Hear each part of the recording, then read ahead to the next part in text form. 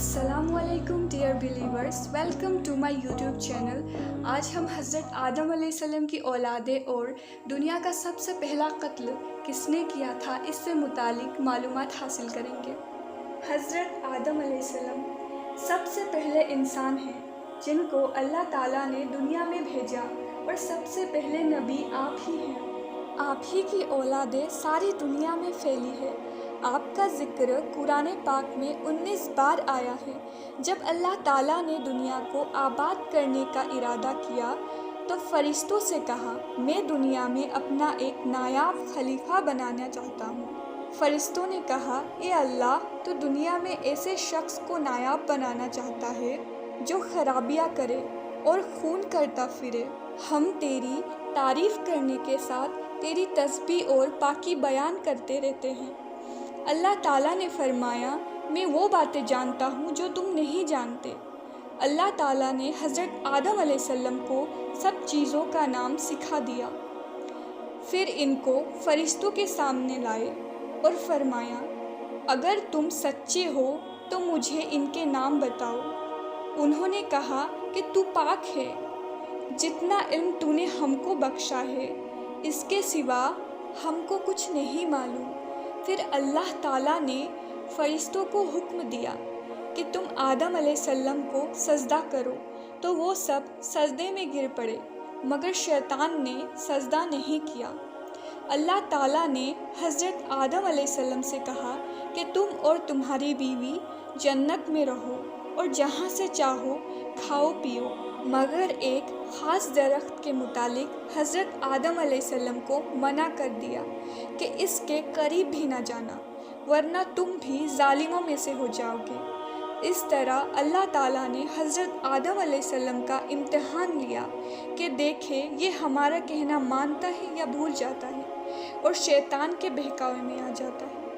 शैतान जो पहले ही हज़रत आदम अलैहिस्सलाम से नाराज़ था कि इनके वजह से वो खुदा ताला के दरबार से निकला और खुदा ताला की लानत इस पर हुई, और इसने कसम खाई थी कि मैं हज़रत आदम अलैहिस्सलाम और इनके औलादों को क़यामत तक बहकाता रहूँगा कि अल्लाह ताला का कहना ना माने और खूब बुराइयाँ फैलाए।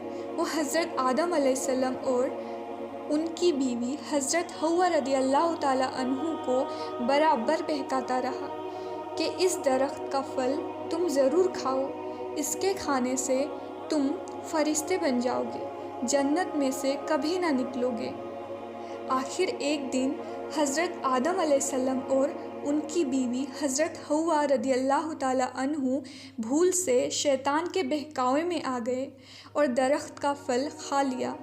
फल खाते ही दोनों के बदन से जन्नत का लिबास गायब हो गया और वो जन्नत के पत्थरों से अपने जिस्म को छुपाने लगे। अल्लाह ताला ने हज़रत आदम अलैहिस्सलाम से कहा कि हमने कह दिया था कि दरख्त के पास भी ना जाना और शैतान का कहने में ना आना, वो तुम्हारा दुश्मन है। तुम इसके कहने में आ गए, अब तुम और हव्वा जन्नत से चले जाओ और दुनिया में जाकर रहो।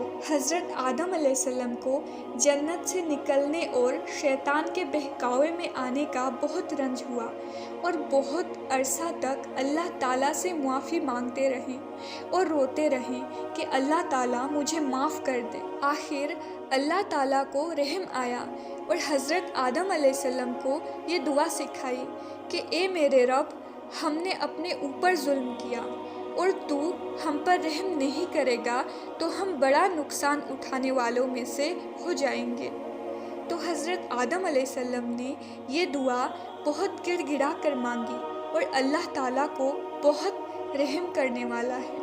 जब कोई बंदा गुनाह कर लेता है और सच्चे दिल से तौबा करता है कि ए अल्लाह, ये गुनाह मुझसे गलती से हो गया, आइंदा ऐसा ना करूँगा, तो अल्लाह ताला उनको माफ़ कर देते हैं। चुनंचा हज़रत आदम अलैहिस्सलाम को भी अल्लाह ने माफ़ कर दिया और फिर कहा कि तुम और तुम्हारी औलाद दुनिया में रहो और ये बात याद रखो कि जब मेरी तरफ से कोई नबी मेरी हिदायत लेकर तुम्हारे पास आए तो तुम इसका कहना मानना, और जो लोग हमारे नबियों की बातों को नहीं मानेंगे और हमारे आयतों को झुटलाएंगे वो وہ دوزخ میں جائیں گے اور ہمیشہ اسی میں رہیں گے۔ اس کے بعد حضرت آدم علیہ السلام اور حضرت حوا رضی اللہ تعالیٰ عنہ دنیا میں رہنے اور سہنے لگے، خوب دل لگا کر عبادت کرتے رہے۔ ان کو بہت اولادیں ہوئیں اور دنیا میں سب جگہ آباد ہوتی رہی۔ قرآن مجید میں حضرت آدم علیہ السلام کے 2 بیٹے قابل اور حابل کے بارے میں بتایا گیا ہے۔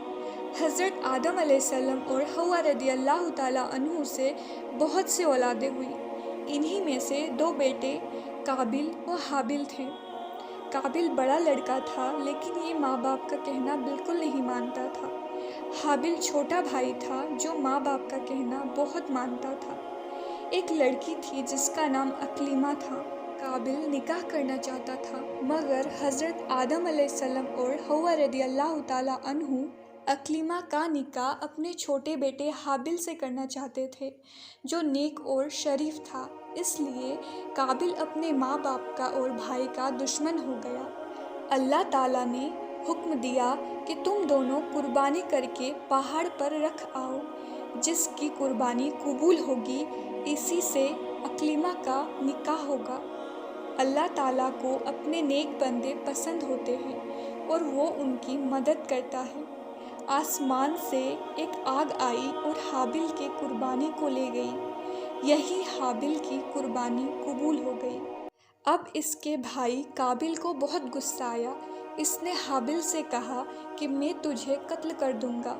حابل نے کہا اللہ نیک بندوں کی قربانی قبول کرتا ہے، اگر تم مجھ سے لڑو گے تو میں تم پر ہاتھ نہیں اٹھاؤں گا۔ آخر ایک دن قابل نے حابل کو قتل کر دیا۔ دنیا میں یہ پہلا قتل تھا جو قابل نے اپنے بھائی حابل کا کیا۔ قتل کرنے کے بعد قابل کو فکر ہوئی کہ حابل کے لاش کا کیا کرے، کس طرح چھپائے۔ اس نے دیکھا کہ ایک کوا چونچ سے زمین کھود کر ایک دوسرے مرے ہوئے کوے کو دفن کر رہا ہے، تو اس نے بھی اپنے بھائی حابل کو زمین کھود کر دفن کر دیا اور خود جا کر آگ کی پوجا کرنے لگا۔ حضرت آدم علیہ السلام اور حوا رضی اللہ تعالیٰ عنہ کو بہت ہی رنج ہوا۔ قیامت تک لوگ اس پر لعنت کرتے رہیں گے اور آخرت میں اللہ کے عذاب کا مستحق ہوا، اور حابل کو لوگ قیامت تک اچھا کہتے رہیں گے۔ جب آپ کوئی نیکی کرتے ہیں تو آپ کو اس کا اجر ضرور ملتا ہے، اور آپ کی اس نیکی کو دیکھ کے جتنے بھی لوگ اس نیکی کو دہراتے ہیں تو اس نیکی کا اجر ان کے ساتھ ساتھ آپ کو بھی ملے گا۔ ٹھیک اسی طرح جب ہم کوئی گناہ کرتے ہیں جیسے قابل نے کیا تھا تو اس کے گناہوں کا عذاب اس کو بھی ملے گا، اور اس قتل کو جتنے بھی لوگ دہرائیں گے ان کو ان کے حصے کا عذاب ملے گا، اور ساتھ ہی ان سارے قتلوں کا عذاب قابل کو بھی ملتا رہے گا۔